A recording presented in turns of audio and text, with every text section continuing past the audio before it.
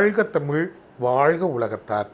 நான் உங்கள் அன்பு தோழன் ப. மூவேந்திர பாண்டியன். நாளொரு திருக்குறள் வரிசைக்காக இன்று நான் உங்களை இன்முகத்தோடு வரவேற்கின்றேன்.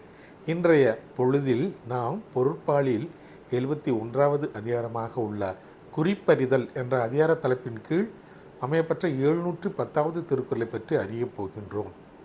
குறிப்பறிதல் என்பதற்கு பிறரின் உள்ள கருத்தை அறிந்து செயல்படுதல் என்ற பொருளில் இந்த அதிகாரத்தின் தலைப்பு அமையப்பெற்றுள்ளது.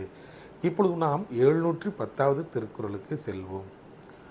நுண்ணியம் என்பார் அளக்குங்கோல் காணுங்கால் கண்ணல்லது இல்லை பிற.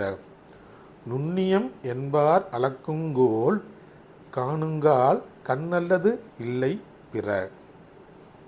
இத்திருக்குறளுக்கான பொருள் என்னவென்பதை இப்போது நாம் காண்போம்.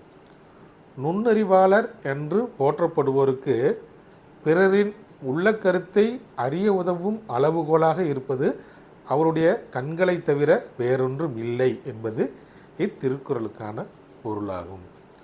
நுண்ணறிவாளர் என்று போற்றப்படக்கூடியவர்களுக்கு அவர் பிறரின் மனதில் உள்ளதை அறிய உதவும் அளவுகோலாக இருப்பது அவருடைய கண்களை தவிர வேறொன்றும் இல்லை என்பது இத்திருக்குறளுக்கான பொருளாகும்.